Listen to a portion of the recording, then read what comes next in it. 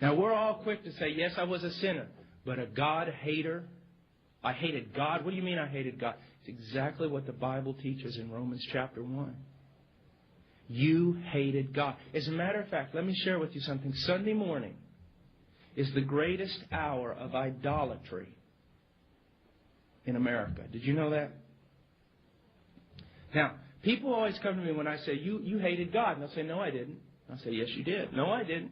I loved God. No, you didn't. What do you mean I didn't love God? I loved God. No, you didn't love God. You loved a figment of your own imagination.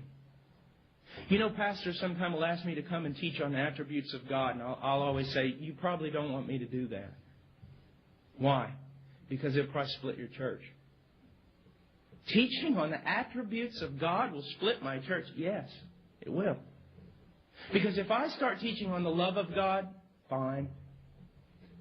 But if I start teaching on the justice of God, the holiness of God, the sovereignty of God, I'll make it about 3 days in most churches, if that long. And then you know what will happen?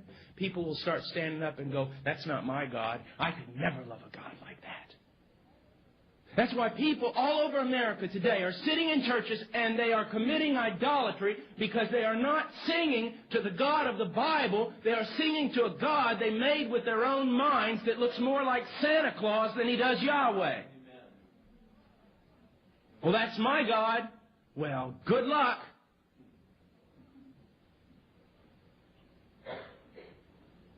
I'll never forget Richard Owen Roberts was preaching in a conference that I preached in the following year, and they were telling me all kinds of stories about him and everything. I personally never met the man.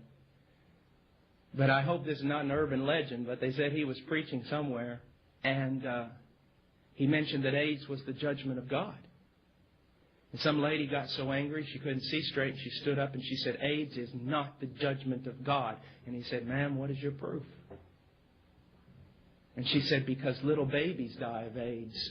And therefore AIDS is not the judgment of God. And Richard Owen Roberts said this, how many little babies do you think God killed when He flooded the earth in the time of Noah? You don't love a God like that, do you? He's not politically correct. You think about it. We're talking about God. We're talking about a God that is wonderful and as terrible as He is wonderful. As C.S. Lewis always said, and I'm fond to repeat, He's not a tame lion. And let me tell you something, young people. There's this idea today in your music and everything else that in order to be relevant, you've got to look like the world, sound like the world. Well, I got news for you. In order to be relevant, the only way to be relevant is to be totally different from the world. And totally different from most contemporary Christian musicians and totally different from all these Christian idols that are springing up.